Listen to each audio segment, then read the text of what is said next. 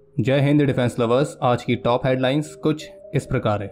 कुलगाम में चलाए गए ऑपरेशन में पाकिस्तान द्वारा स्पॉन्सर्ड 2 सुअर हुए हॉरिफाइड।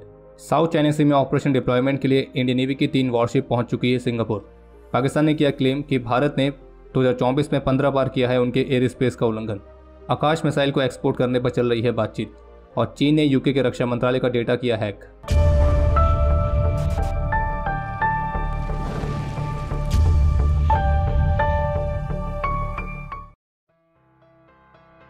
तो आज के अपडेट की शुरुआत करते हैं जम्मू कश्मीर से, जहां कुलगांव में एक ऑपरेशन जारी है।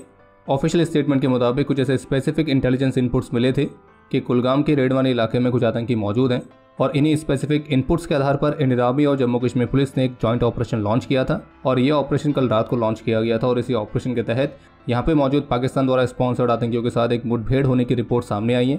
और अभी जिस समय हमें वीडियो रिकॉर्ड कर रहे हैं तब तक आई रिपोर्ट्स के मुताबिक इस मुठभेड़ में हमारी फोर्सेस ने अभी तक 2 पाकिस्तान द्वारा स्पॉन्सर्ड सुअरों को सफलतापूर्वक हॉरिफाइड कर दिया।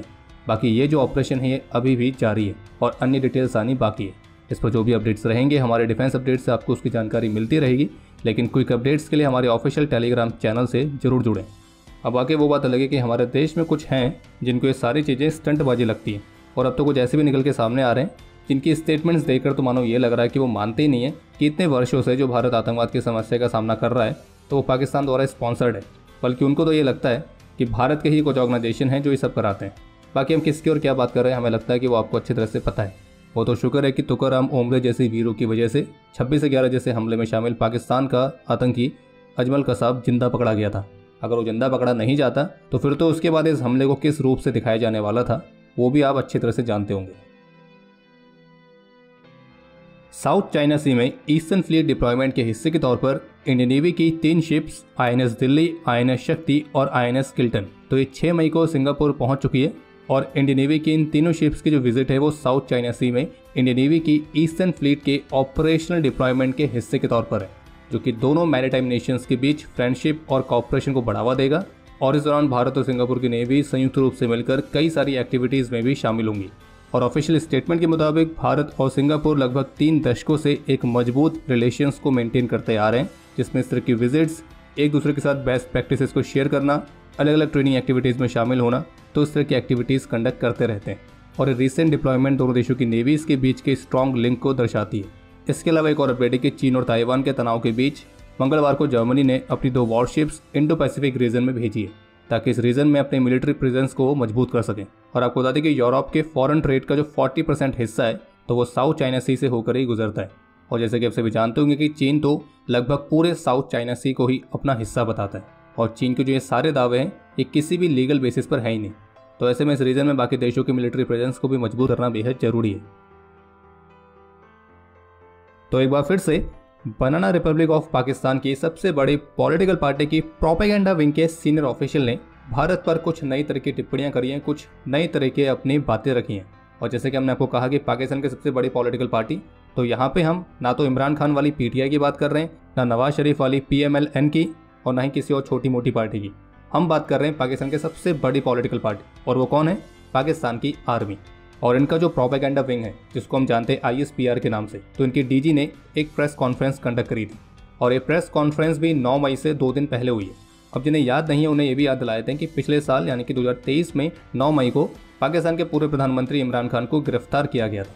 और फिर इसी दिन इमरान खान की गिरफ्तारी के चलते जो इमरान खान के सपोर्टर्स थे उन्होंने पाकिस्तानी मिलिट्री के इंस्टॉलेशंस पर एक ज़बरदस्त हमला किया था, जिसे पाकिस्तान की सिक्योरिटी फोर्सेस रोकने में सही से कामयाब भी नहीं हो पाई थी। तो 9 मई वाली घटना से 2 दिन पहले प्रेस कॉन्फ्रेंस में पाकिस्तान की DG ISPR ने भारत को लेकर ये कहा कि पाकिस्तान की टॉप सिविल और आर्मी लीडरशिप उनके ईस्टर्न बॉर्डर पर भारत की तरफ से उत्पन्न होने वाले मल्टीपल थ्रेट से अच्छी तरह से अवेयर थी और भारत बस अपने आंतरिक मुद्दों से ध्यान भटकाना चाहता था, तो ये इसलिए उनकी इसी योजना का हिस्सा था। लेकिन पाकिस्तान के DG ISPR ने क्लेम किया है कि 2024 में भारत ने स्मॉल स्केल में मल्टीपल टाइम्स सीज फायर का वॉयलेशन किया है, जिसमें से 120 इंसिडेंट्स स्पेकुलेटिव फायर वाले हैं, 15 बार एयर स्पेस का उल्लंघन किया गया है और 59 यानी कि 59 टाइम्स टेक्निकल एयर वॉयलेशन हुआ है। और ये भी दावा किया गया कि इंडियन आर्मी ने POK में पाकिस्तान के सो कॉल्ड इनोसेंट सिटीजन्स उनको भी टारगेट किया है। वैसे आपको कंफ्यूज होने की ज़रूरत नहीं है, यहाँ पे पाकिस्तान जिन मासूम नागरिकों की बात कर रहा है तो मासूम नागरिक मसूद अजहर, हाफिज सईद, तो इनके जैसे कई सारे सुअर हैं जो कि LOC के पार लॉन्च पैड्स पर इकट्ठा हो रखे हैं। बाकी पाकिस्तानी DGI का कहना है कि पाकिस्तानी आर्मी ने भी ज़बरदस्त जवाबी रिस्पॉन्स दिया था और वे आगे भी ऐसा करते रहेंगे और हम अपनी संप्रभुता को हमेशा सुरक्षित रखने के लिए तैयार हैं और वो भी किसी भी कीमत पर। अब इंटरेस्टिंग बात यह है कि पाकिस्तान का ये कहना है कि भारत ने 15 बार इस वर्ष एयर स्पेस का वायलेशन किया, तो उसका मतलब फिर यही है कि पाकिस्तान की एयरफोर्स हमेशा की तरह जागी हुई थी। बाकी एक बात यह भी है कि 9 मई से ठीक 2 दिन पहले इस तरह की प्रेस कॉन्फ्रेंस को कंडक्ट करके पाकिस्तान की आर्मी ने साबित कर दिया कि वही पाकिस्तान की सबसे बड़ी पॉलिटिकल पार्टी है और पाकिस्तान के अंदर उससे जो पंगा लेगा तो या तो वो जेल जाएगा या फिर गायब हो जाएगा। वैसे अगर किसी को बनाना रिपब्लिक ऑफ पाकिस्तान के अमूल्य रत्नों के बारे में जानने में दिलचस्पी है तो उन्हें हम रिकमेंड करेंगे defenseexpert.com पर पब्लिश किया गया एक स्पेशल आर्टिकल, उसे आप जरूर पढ़ें। और बाकी squadron.in पे जाके नई डिज़ाइंस को चेकआउट जरूर करें और स्पेशल कूपन कोड है PKMKB फॉर स्पेशल डिस्काउंट। आज ANI के साथ एक इंटरेक्शन में इंडियन एयरफोर्स के deputy chief of air staff air marshal Ashutosh Dikshit की तरफ से बताया गया है कि तेजस के प्रोडक्शन को बढ़ाए जाने पर काम चल रहा है। अभी हम 12 से 14 एयरक्राफ्ट पर ईयर के रेट से प्रोड्यूस करने में सक्षम हैं।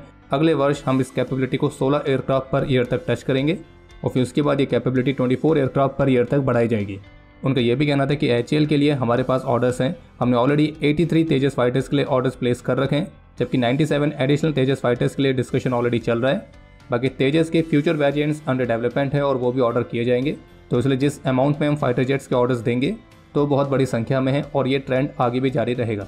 बाकी उनका यह भी कहना था कि डिफेंस एक्सपोर्ट के मामले में अच्छी खासी बढ़ोतरी देखी गई है और डिफेंस एक्सपोर्ट में आइटम्स की संख्या को बढ़ाने के प्रयास भी जारी हैं और कुछ नीश टेक्नोलॉजीज भी हैं जिन्हें हम एक्सपोर्ट करने की पोजीशन में हैं। बाकी ब्रह्मोस मिसाइल हाल ही में एक्सपोर्ट की गई थी। आकाश मिसाइल को एक्सपोर्ट करने के लिए बातचीत चल रही है और एक बार जैसे ही हम एयरबॉर्न प्लेटफॉर्म्स के एक्सपोर्ट में भी आएंगे तो इससे एक्सपोर्ट की वैल्यू काफ़ी महत्वपूर्ण तरीके से बढ़ेगी। इसके अलावा अभी हाल ही में इंडियन एयरफोर्स ने अपाचे हेलीकॉप्टर्स के साथ इंडियन आर्मी की वेस्टर्न कमांड के मैकेनाइज्ड फोर्सेस के साथ एक इंटीग्रेटेड ट्रेनिंग एक्सरसाइज को कंडक्ट किया था, जिसमें फॉरवर्ड एरिया रिप्लेनिशमेंट और मनोवर ऑपरेशंस भी शामिल थे।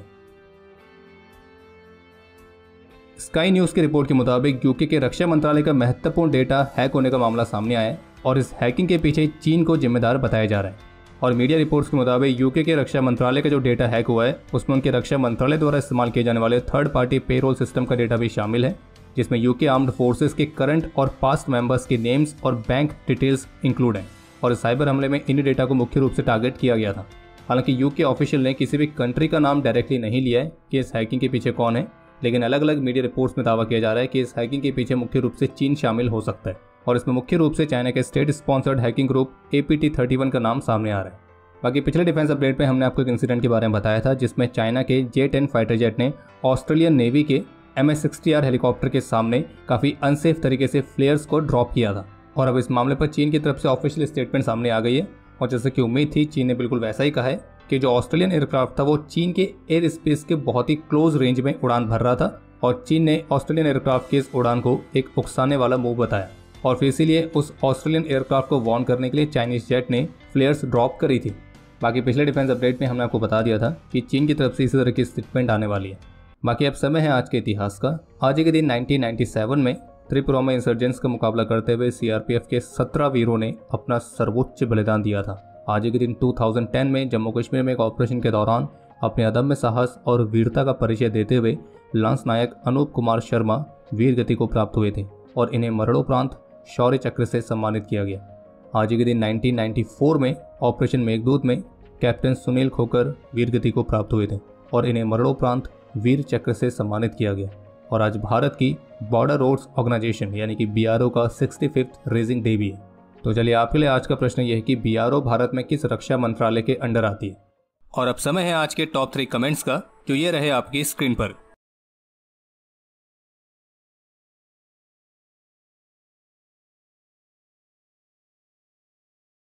तो हमारे आज के इस एपिसोड के लिए इतना ही। उम्मीद है आपको एपिसोड पसंद आया होगा। पसंद आए तो वीडियो को लाइक जरूर करें। कोई भी सुझाव या सवाल हो तो उसके लिए कमेंट सेक्शन ओपन है और मिलिट्री से रिलेटेड और भी इंटरेस्टिंग कंटेंट को एक्सेस करने के लिए डिफेंस स्क्वाड की सुपर ऐप को डाउनलोड करना ना भूलें, जिसका लिंक इस वीडियो के डिस्क्रिप्शन में दिया गया है। बाकी अगर आपने अभी तक इस चैनल को सब्सक्राइब नहीं किया है तो सब्सक्राइब जरूर करें। हम जल्द मिलेंगे नए एपिसोड के साथ। तब तक के लिए जय हिंद, जय भारत।